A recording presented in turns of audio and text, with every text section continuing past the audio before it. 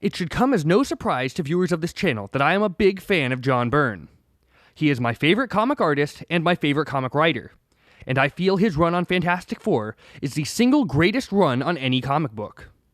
However, you may not know that I absolutely detest Alan Moore. I find him a talentless hack, whose only trick is to destroy what came before him, before then going off in search for another property to pillage. Nothing he does is to serve the fans.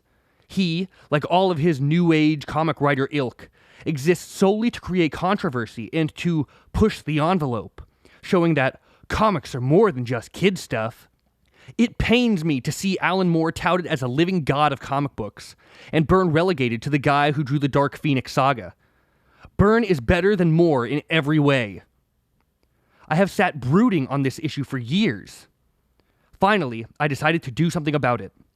I would prove that Byrne is better than Moore. But how? The first thing I knew was that I needed to find a story from each to compare. The more similar, the better. Comics aren't the greatest medium to follow the scientific method with, but the fundamentals still stand. I racked my brain to find something that they both wrote. Moore never wrote a Fantastic Four story, thank goodness, so that was out of the question. As far as I know, Byrne never wrote a Swamp Thing story, so that was out too. Besides, I need a similar story, not just the same characters. And I need something that I know, so I can fully dissect it. I know the Fantastic Four. I know Sensational She-Hulk. I know Superman. Wait, that's it. Both Moore and Byrne have written for Superman. Perfect. Now to find a storyline they wrote that was close enough for a comparison. Then it came to me. They both wrote versions of The Fall of Krypto the Superdog. Before I go any further, let me say this. I love Krypto the Superdog. He, along with the Legion of Super Pets, are among my favorite characters in all of comics.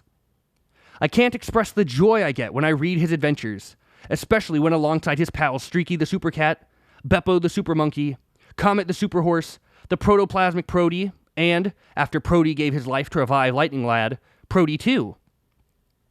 Much like Captain Marvel, Detective Chimp, and Rex the Wonder Dog, in Krypto you can see, on full display, that comic characters were made for the enjoyment of children. There is nothing dark, brooding, or malicious about them. They are pure and inviolate, there to stop bad guys and put smiles on faces. And at the forefront of all these characters, perhaps even more than Superman, to me, is Superman's loyal Superdog. Part of this goes to what Krypto is. Yes, he's an animal with super abilities, but strip that all away and what do you have? A dog. What creature speaks to the hearts, minds, and psyches of children more than a dog? One of the universal facts of nature is that children love friendly dogs. Their wet noses, their wagging tails, their soft fur. Children can't get enough. Make that dog heroic, and you have a surefire hit with your target audience. Kids. Don't believe me? Look at the success of the children's show Paw Patrol. That series is as ubiquitous as it is lucrative. If Paw Patrol doesn't illustrate perfectly how much kids love seeing heroic dogs, nothing does. What you have in Krypto is the key to the hearts and minds of all child comic readers. What you do with and to him is a direct reflection on your talents as a writer, and more importantly, who you are as a person. Now let's look at what was written.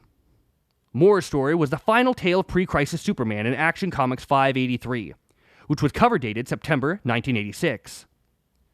It was the conclusion of a story that started in Superman issue 423. Byrne's was Action Comics 591, cover dated August 1987. This post-crisis adventure closed the two-part story started in Superman number 8. Both stories end with Krypto not coming out the way he came in. But the differences in what happens and why is where you see the mark of a master and that of an assassin. I'll start with Moore's story. Without going through the whole plot of whatever happened to the Man of Tomorrow, Superman's main enemies have teamed up to kill him, and his best friends are fighting beside him. Following pages of on-panel death, Lana breaks Luthor's neck, Lightning Lord fries Lana, Jimmy Olsen gets shot by an undead Luthor Brainiac hybrid, Krypto the Superdog attacks the Kryptonite Man. The Kryptonite Man, as his name suggests, gives off kryptonite radiation, and close contact with him will kill Kryptonians like Krypto. Bursting through a wall, the Superdog leaps at the villain. The Kryptonite man screams for the dog to get off of him, saying, "I'm killing you, you stupid animal! Don't you understand? I'm killing ya!" Then Krypto rips out the villain's throat, leaving him in a pool of green blood, lets out a death howl, and dies of radiation poisoning. Yes, you heard that right. Krypto dies on panel after having brutally killed a villain. A beloved child's character has gone against his master's no-killing code, part of what made parents trust Superman comics for decades, and then died, alone and in pain, tongue lolling out horribly from his mouth. This is not storytelling. This is the exploitative fantasies of a deranged, horrible man. I know the argument. This scene goes to show how much Krypto loves Superman. He would go to any lengths to protect him. His reasoning is limited, since he's a dog, and he did what he thought was right. This is incorrect. 1. Krypto is very smart, though his thoughts are simple when compared to a man's. He's very much like a child. This is something any Superman reader would know. His thought balloons in all of his appearances have gone to show this. And 2. A writer's job isn't to put characters in situations they shouldn't be in, no matter how interesting. His job is to tell stories that fit with the character. For the same reason you wouldn't give Batman Superman's powers, you also shouldn't put characters in spots that don't fit them and their stories. This is making characters fit the story, not writing a story to the characters.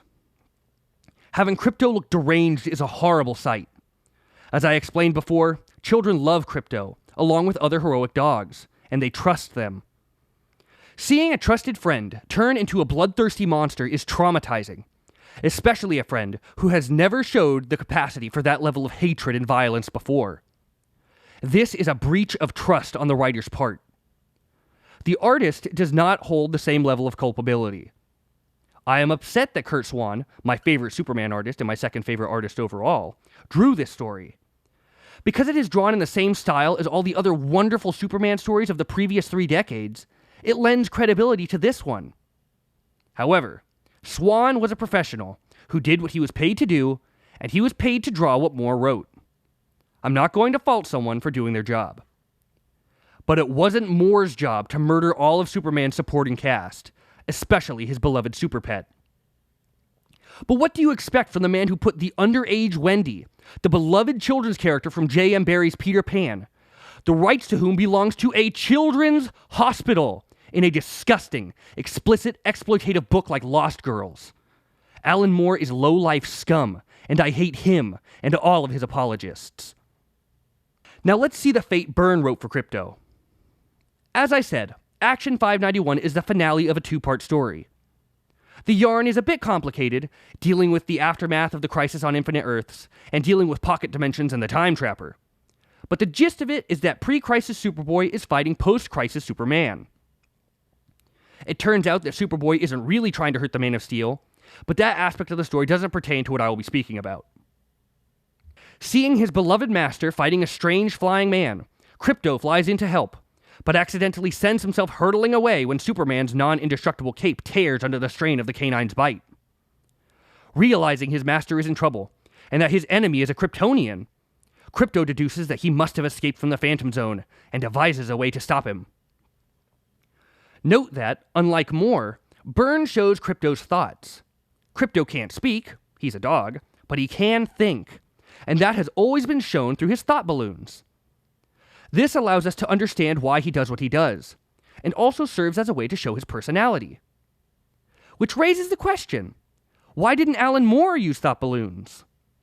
The answer is that he probably had never even read a story with Krypto, and looked at him as inconsequential kid stuff, which just wouldn't fit in the mature, high art he was foisting on the unwashed proletariat. But back to Byrne. As we see through Krypto's internal dialogue on page 16, he knows that there is only one way to strip a Kryptonian of its powers, and that is with gold kryptonite.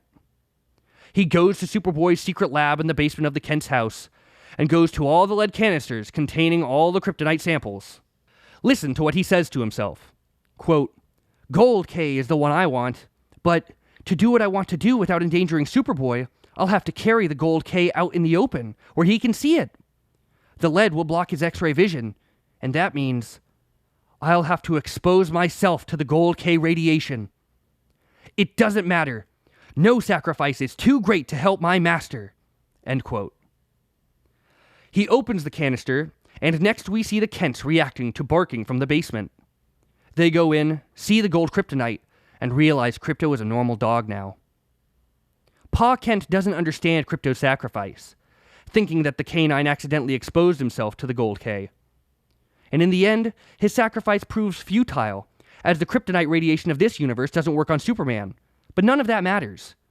We understand. We know that Krypto will never again visit his friends, the Super Pets. He'll never again chase asteroids through space. He'll never again fly with his master. He knew that, and he exposed himself to the Gold K anyway, because he loves Superboy. If that show of sacrifice doesn't move you, and possibly bring tears to your eyes, you are too old for the medium of comic books and should find a new hobby. That may sound harsh, but it's true. Beyond the age of 12, comics aren't yours anymore. You are enjoying stories written for little kids.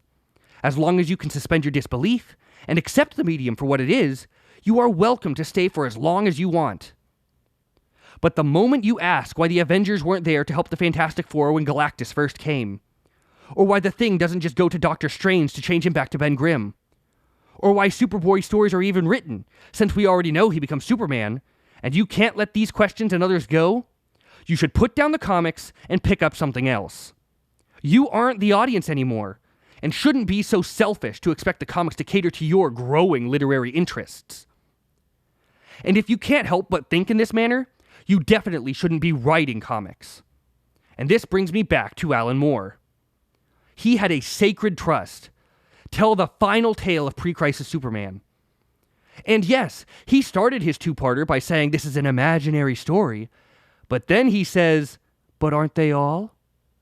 With those last 4 words, he opens himself up to all criticism. If everything is imaginary, everything should be judged equally. And when you judge Alan Moore's story, it comes out lacking. I will admit that I'm not happy that Byrne would depower Krypto. Truthfully, it makes me sad. But I understand why he did it. This was the last we were going to see of the pre-crisis characters. And what better swan song than to show Krypto sacrifice everything to protect his friend. He doesn't die, and he's still healthy, but he's normal now. It's bittersweet and it sticks with you. It might make you cry. But Byrne wrote it as a favor to the fans of the pre-crisis Superman world. And you can feel the love in every word and every stroke of his pencil. Unlike Moore's story, it doesn't leave you wanting to rip up the magazine in a fit of righteous fury. Nor does it make you feel guilty that you own this issue and are thereby endorsing what Alan Moore did to some of the greatest characters in serialized fiction. Byrne told his story with tact and love, while Moore relied solely on shock and age-inappropriate levels of gratuity. Byrne wrote Krypto in character, while Moore's Krypto could easily have been swapped out with Cujo without anyone noticing. This head-to-head comparison serves to prove, once and for all, that John Byrne is a better writer than Alan Moore, and further, that Alan Moore is a bad writer and a bad man. I thank you very much for listening. Until the next video.